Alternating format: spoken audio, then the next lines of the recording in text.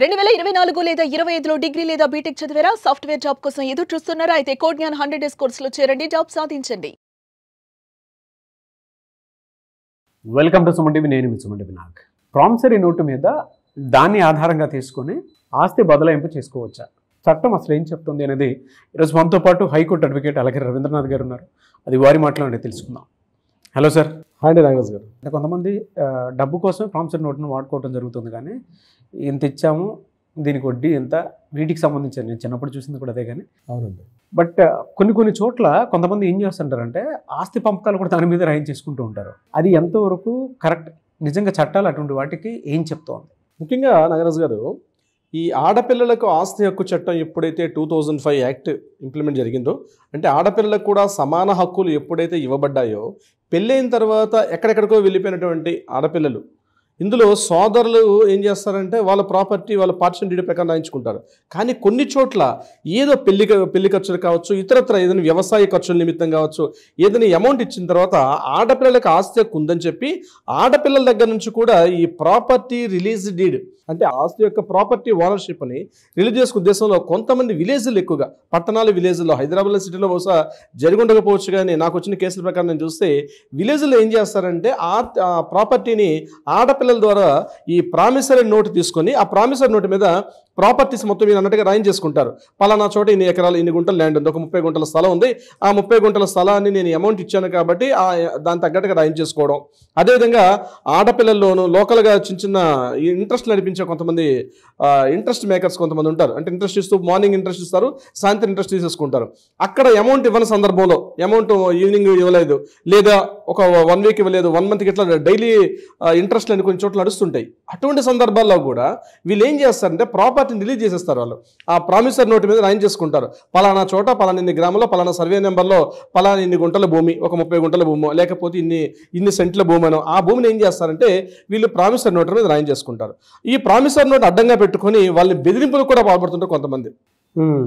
5 rupees 10 రూపీస్కి వడ్డీలు ఇచ్చేసి ఆ అమౌంట్ వడ్డీ ఇవ్వకపోతే ఆ ప్రాపర్టీని ప్రామిసరీ నోటు మీద రాయిన్ చేసుకొని, అదిగో మీరు అమౌంట్ ఇవ్వలేదు, పలానా ₹1,00,000 పలానా సందర్భంలో తీసుకున్నారు, అమౌంట్ ఇవ్వలేదు కాబట్టి దీని తగ్గట్టుగా లక్షకి ఇక బారు వడ్డీలు చక్ర వడ్డీలు కలిపేసి ఆ ప్రాపర్టీని మేము రాయిన్ చేసుకుంటాం అని చెప్పి కొంతమంది భయపెట్టే ప్రయత్నం కూడా చేస్తారు.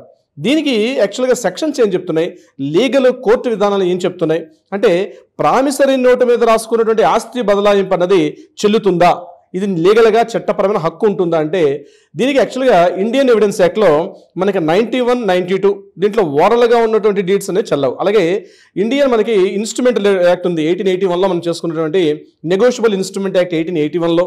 అదేవిధంగా transfer of the property 1882 section ప్రకారంలో 1882 ఉన్నటువంటి చేసినటువంటి చట్టాల ప్రకారంగా మనకి క్లియర్గా తెలిసేది. ఇంకోటి ఇండియన్ రిజిస్ట్రేషన్ యాక్ట్ 1908 1908 చేసుకున్నటువంటి భారతీయ రిజిస్ట్రేషన్ యాక్ట్ ఒకటి ఉంది.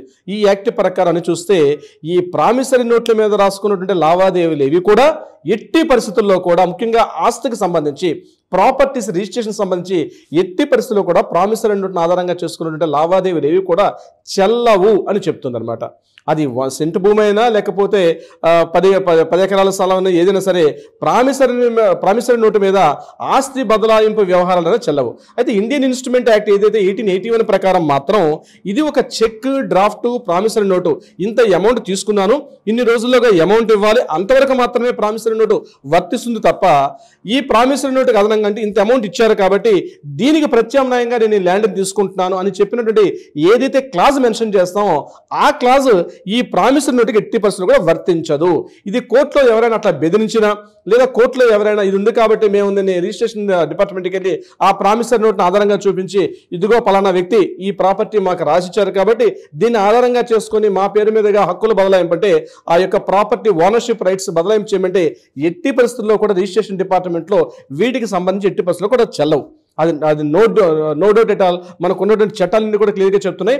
ప్రామిసరీ నోటు మీద రాసుకున్నవి అది ఇతరత్ర రూపాలు, అంటే నగదు రూపంలో తీసుకుంటారో లేకపోతే ఏదైనా బంగారం అంతా తీసుకున్నప్పుడు ప్రామిసరీ నోట్ ఓన్లీ దానికి సంబంధించి ఒక ట్రాన్సాక్షన్, ఇద్దరి మధ్య ఒక కాంట్రాక్ట్, ఆ కాంట్రాక్ట్కి ఇంత అమౌంట్ ఇస్తాను, అది కూడా గవర్నమెంట్ నుంచి ₹2 ఇంట్రెస్ట్ లేదా ₹3 వేసుకోవాలి తప్పించి ప్రామిసరీ నోట్ రాసుకున్నాం కాదు నేను ₹10 ఇంట్రెస్ట్ రేట్ రాస్తానని లేకపోతే ₹5 ఇంట్రెస్ట్ రేట్ రాస్తానంటే అది చట్టబద్ధంగా వర్తించదు. కాబట్టి నెగోషియబుల్ ఇన్స్ట్రుమెంట్ యాక్ట్ 1881 ప్రకారం దీని కేవలం ఒక ఇన్స్ట్రుమెంట్ గానే పరిగణిస్తాం తప్పించి ఆస్తి బదలాయింపు చేయాలన్నా, వారసత్వం బదలాయింపు చేయాలన్నా, లేకపోతే ఇతరత్ర ఏదైనా స్థిరాస్తులకు సంబంధించి దేనికి కూడా ఈ ప్రామిసరీ నోట్ అనేది ఎట్టి పరిస్థితుల్లో వర్తించదు. కానీ తెలంగాణ ప్రాంతాల్లో మాత్రం ఒక క్లాజ్ ఉంది. ముఖ్యంగా ఒక 2-3 దశాబ్దాల క్రితం వరకు ఎలా ఉండేదంటే, పేపర్స్ ఆస్తి బదలాయింపు చేసేటప్పుడు సాదా బైనామా ల్యాండ్స్ అంటారు. అంటే తెల్ల కాగితం మీద మాత్రం రాసేసుకుంటారు, నేను ఈ ప్రాపర్టీ పలానా నాగరాజు గారికి ఈ ప్రాపర్టీ అమ్మేశాను అని చెప్పి తెల్ల కాగితం మీద రాసేసుకుంటారు. దాన్ని సాదా బైనామా ల్యాండ్స్ అంటారు.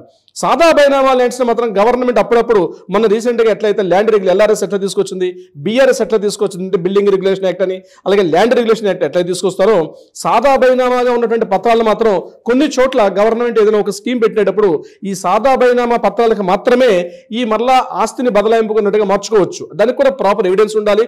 ఆ రికార్డ్స్ అడంగల్లో కానీ పహానీల్లో కానీ దానికి సంబంధించినటువంటి నేమ్స్ కంటిన్యూగా వస్తుంటే అటువంటి సందర్భాల్లో మారుస్తారు తప్పించి ప్రామిసరీ నోట్ని బేస్ చేసుకుంటూ మాత్రం ఆస్తి బదలాయింపు, ప్రాపర్టీ ఓనర్షిప్ మాత్రం ఎట్టి పరిస్థితుల్లో జరగదు. ఈ సాదా బైనామా అనేది కేవలం తెలంగాణ ప్రాంతంలో ఎక్కువగా కనిపిస్తుంది. ఆంధ్ర ప్రాంతానికి వెళ్ళినట్లయితే పెద్దగా మనకి ఈ సాదా బైనామాకి సంబంధించినటువంటి ఆస్తి పత్రాలు ఎక్కువగా ఉండదు. కానీ ఇటువంటి సందర్భాల్లో ప్రామిసరీ నోట్ సంబంధించి ఆస్తి పత్రాల యొక్క బదలాయింపులు జరగాలి మాత్రం తప్పనిసరిగా రిజిస్ట్రేషన్ జరగాలి. రిజిస్ట్రేషన్ జరగాలంటే డాక్యుమెంట్స్ ఏ ఉండాలి. ఇన్కమ్ సర్టిఫికేట్ చాలా ఇంపార్టెంట్. దాంతోపాటు లింక్ డాక్యుమెంట్స్ అంటే ప్రీవియస్ ఆ ప్రాపర్టీ ఎవరి దగ్గర నుంచి ఎలా వచ్చింది, ఆస్తు పలానా ఇప్పుడు నాగరాజు గారు ఉన్నారు, నాగరాజు గారికి ఈ ప్రాపర్టీ ఎలా వచ్చింది, దట్స్ కాల్డ్ లింక్ డాక్యుమెంట్.